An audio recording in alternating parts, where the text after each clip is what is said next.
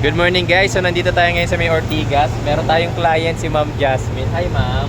So meron siyang ipapa-check sa atin na unit. Ito, yung Mitsubishi Montero Sport na nasa likuran natin. Ayan. Ma'am, bali, galing po ba kayo ibang bansa? Galing pala ibang bansa si ma'am. Okay. Ay ma'am, so check ko na po si Montero. Ayan. Tapos si ma'am, ano po name niyo? Gigi. Ma'am Gigi. Okay. So check muna natin tong Montero guys. Unahin na natin yung scanning kasi yun yung lagi nating procedure. Ayan, so ito na ikabit na natin yung ating dongle. Ito yung ating scanner na lagi ninyong tinatanong saan nakakabili. Actually, nagbebenta ako niyan. Think to Light. Sa mga interested, message nyo lang ako sa number na nakikita nyo dyan sa inyong screen. Tapos sa mga magpapasama naman sa akin to check, message nyo lang po ako. Okay, so unahin na natin ang scanning. As of now, nakalagay dito is 59,522 na yung kanyang mileage. This is 2018 daw po. 2018 model na Montero. Actually 2018 nga itong kanyang seatbelt. Okay. Tapos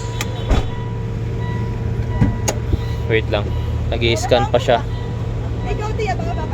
Health report. Okay, so nag-start na tayo ng scanning. Sir, ilan pa po ang kanyang susi? Dalawa yan? Dalawa pa sir, okay. Dalawa pa daw yung kanyang susi. So dito muna tayo sa may engine bay. Habang nag-start na ako ng scanning, idol, iaano ko na lang muna. Sige, thank you very much. Ayan. So ito sir is battery tester lang naman to help yung condition ng battery.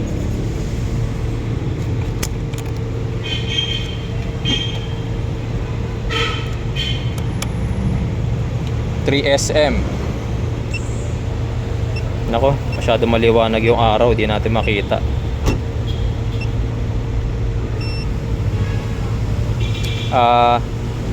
Ma'am, eto lang. Kasama po kayo ni Ma'am Jasmine.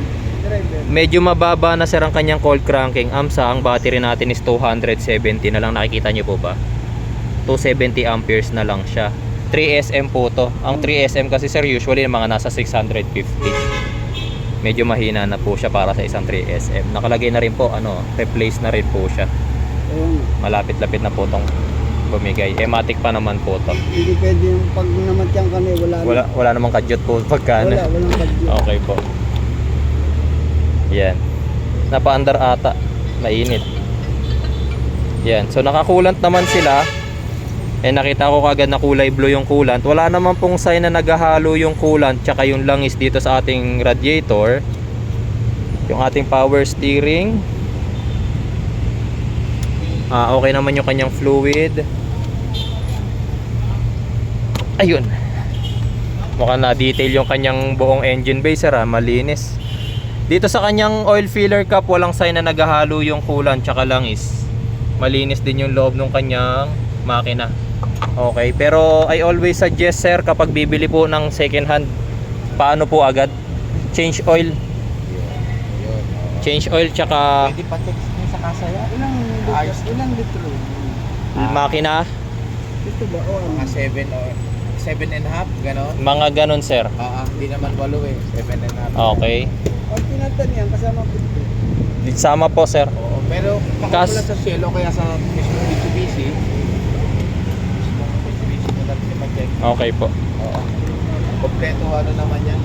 Record sa kasa. Pwede mo pa-check sa kasa. May kasa record naman po. Kompleto po. Pwede po pa-check sa kasa. Eto po. Pakita ko lang po yung lumabas na error natin. Opo. Eto sir. Bari lumabas natin ang error code. Meter can time out. Airbag on, lamp circuit open. Meter can time out. Key battery low. Yung mga time out po na nakikita natin, usually nangyayari po yan kapag nagtatanggal tayo ng battery. Ayun. Pero nabubura naman po siya. Sensor, corner sensor. Meter cam time out. Okay po. Ganito sir.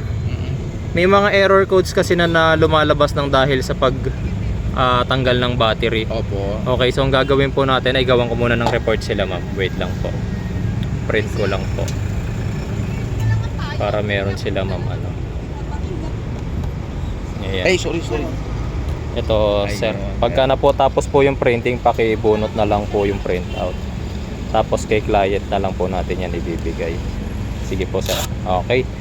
Tapos ngayon, sir, since magte-test drive pa naman po ako, i-clear ko muna po lahat ng error code na lumabas.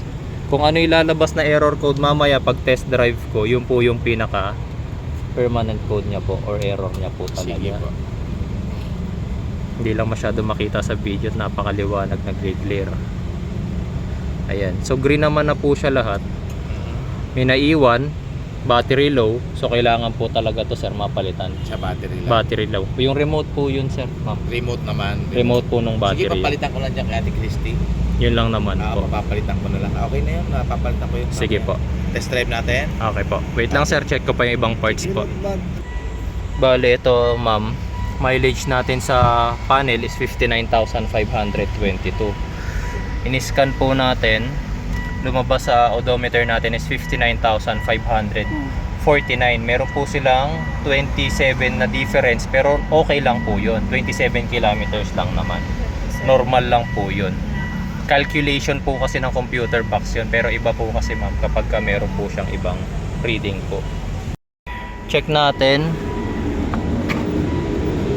Wala naman ako nakikitang sign na nabaha yung unit. Actually, malinis yung unit dito sa loob.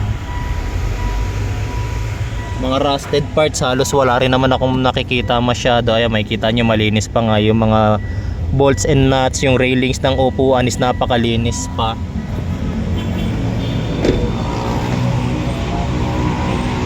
Yung kanyang gulong, Bridgestone Dweller, napakakapal. Ang problema, nakabaliktad yung DOT mark. So yun yung problem natin, baliktad yung DOT mark niya. Tsaka yung kanyang brake pads, medyo manipis na. Medyo manipis na yung kanyang brake pads. Sir, brake pads mo manipis na, ha? Oh, brake pad, sige. Oo, manipis na yung brake pads niya. Sila ba magpapalit o kami na?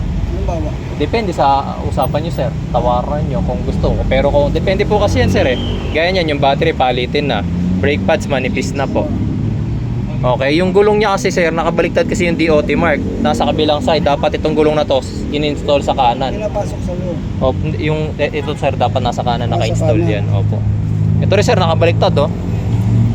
Hindi tuloy natin makita yung expiration. Dapat nasa kabila to naka-install. Tapos dito yung preno. Yun, sir, manipis na nga talaga yung preno pati rito sa harap. Ay, hindi. Wait nga. Yung harap pala makapal pa, sir. Manipis yung likod. Hindi lang masyado makita sa video, pero makapal pa yung harap. Sa likod ang manipis.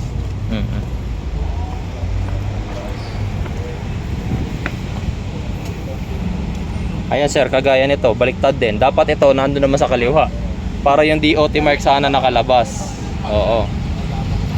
Pero ano naman, Sa loob ba? Sa loob. Ha? Sa loob yung mga... nandun nasa kabilang side, sir, yung DOT mark. Pabalik ka rin yung... Ayan, sir, oh, baliktad din. Yung kaliwa, yung kanan na gulong napunta sa kaliwa, eh. Kaya kailangan to Sila nasa ganun. baliktad dapat, sir. Dapat ito nandun sa kabilang side. Okay, guys, so tapos na kami mag-test drive. Actually, everything is okay naman. Maayos naman yung ating test drive. Smooth yung engine, smooth yung suspension, transmission is smooth shifting din. Wala naman tayo naramdamang anything bad dun sa ating test drive. The only thing na lang talaga ngayon is yung mga nakita kong issues kanina, and final scanning tayo. Ayan.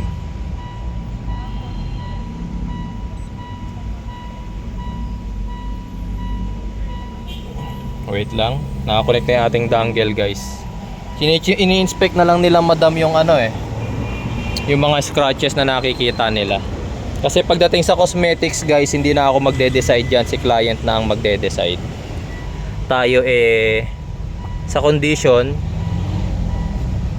kung nabaha, kung nabangga, yun lang yung ating titignan. So as of now, puro green pa yung lumalabas, wala pang bumabalik na error code. Dapat ang babalik na lang na error code dito is yung battery. Ngayon, bumalik na nga siya.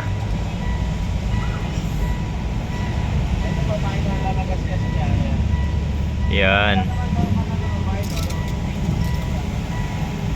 So mukhang yun lang din talaga bumalik. Yung mga missing communication kanina or can't time out, nangyayari talaga yan guys kapag ka nagtatanggal ng battery or nalobat yung battery. Okay, eto. May mga minor na gasgas. Ma'am, eto na po yung bumalik na error natin. Sir, eto na rin si seller. Bumalik po yung kanina sa battery. Yung remote po, ayan pa rin po. Apo, yung battery po, papalagyan ko na po rito. Ako na po. Kung Sagot papalitan ko na sa po battery. nila, Sagot okay ko na po sa yun. battery. Madali Ayan na lang po yun. papakabit ko na dyan. Pero wala na pong ibang bumalik. Ayan, wala Opo, na. green na po lahat. Ah. Okay po.